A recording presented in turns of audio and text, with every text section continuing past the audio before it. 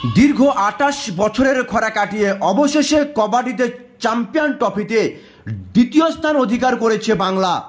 সেই টিমে অংশ নিয়েছিল পলাশীর দুই কৃতী মেয়ে মিলি দে ও অনামিকা মণ্ডল। তাই আজ মিলি দে ও অনামিকা মণ্ডলকে সংবর্ধনা দিল কালীগঞ্জ বিধানসভার প্রয়াত বিধায়কের পরিবারের পক্ষ থেকে আলিফা আহমেদ।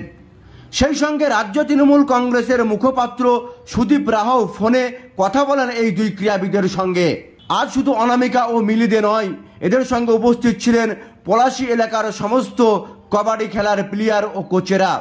ফোনে কি বললেন সুদীপ রাহা এবং আমাদের ক্যামেরার সামনে কি বললেন অনামিকা মণ্ডল ও তাদের কোচ, শুনুন। স্যার দিকে বলছি। হ্যাঁ, তোমাকে অনেক শুভেচ্ছা। Thank you sir. আমাদের পক্ষ থেকে সব রকম সহযোগিতা থাকবে, তুমি আরো বিষয়টা নিয়ে এগিয়ে যাও। তুমি কোন স্কুলে পড়তে? পলাশী মেরা বালিকা বিদ্যানিকেতন।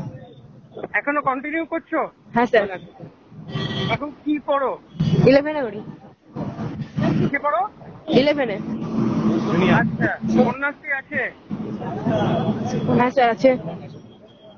ঠিক আছে, পড়াশোনাটাও পাশাপাশি কন্টিনিউ করো। আমাদের ছেলেমেয়েরা গেছে আজকে, যদি কোনো সহযোগিতা লাগে ওদেরকে জানিও। দিদির সরকার সবসময় আছে, পাশে আছে। হ্যাঁ, ঠিক আছে। অনেক অনেক অভিনন্দন তোমাকে। Thank you. মহিলার মুখ উজ্জ্বল হয়েছে, তুমি আরো এগিয়ে যাও এবং আমাদের সব সময় শুভকামনা রইল তোমার সাথে। জার্নিটা অত সহজ ছিল না, খুবই কষ্টের মধ্যে পার করতে হচ্ছে। ঝড় বৃষ্টি সবসময় সবকিছু অতিক্রম করে সব সকাল বিকাল প্র্যাকটিস করে এদের সাফল্য খুবই আনন্দ। আপনি এখন বর্তমানে কতজনকে কোচিং করান? বর্তমানে এখন আমার মাঠে 30 জন আছে, ছেলে মেয়ে উভয় মিলে। মেয়ের সংখ্যাটা আপাতত বেশি। এদের যে সাফল্য, সেই সাফল্যে কতটা খুশি একজন কোচ হিসাবে? অনেক খুশি, অনেক।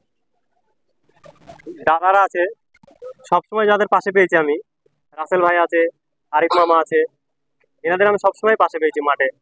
যখন কোনো অসুবিধা হতো মাঠে খেলাধুলা সবকিছু দিক থেকে আমাদের সাহায্য করেছে।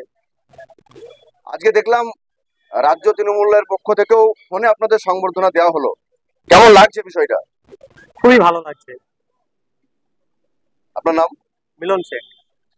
এখন একটাই প্রত্যাশা যে আমরা এখান থেকে যেন আরো ভালো জায়গায় যেতে পারি, আরো সুযোগ সুবিধা আমাদের যেন দেওয়া হয়। আমরা এখনো যে সুযোগ সুবিধাগুলো আমরা পাইনি, আমাদের যেমন খেলার একটা মাঠ, ক্লাব, এগুলো মেয়েদের তো মানে চেঞ্জ করার একটা জায়গা দরকার, সেগুলো আমাদের কোনোটাই নেই। আমাদের ওই কারণে অসুবিধা হয়।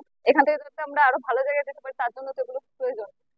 তো এখান থেকে যদি কিছু মানে প্রশাসন থেকে যদি কিছু সাহায্য করা যায়। এই যে জার্নিটা, এই জার্নিটা কেমন ছিল? একেবারে প্রান্তিক এলাকা থেকে একেবারে রাজ্যের প্রতিনিধিত্ব করা, জার্নিটা কেমন ছিল তোমার জন্য? সহজ ছিল না, তার কারণ প্রথম থেকে বাড়ি থেকে আসতে দিত না। তারপর আস্তে আস্তে যখন খেলতে লাগলাম, দাদারা বাড়িতে যেত, দিতে যেত, নিতে যেত, এরকম আস্তে আস্তে করতে করতে বাড়ি থেকে সুযোগ সুবিধা মানে পেতাম না। এখন সব ধার দিয়ে সাপোর্ট করে, ভালো লাগছে। কারণ মানে এতটা সম্মান কোনো সময় পাইনি, ভালো লাগছে। তোমার নাম? অনামিকা মণ্ডল।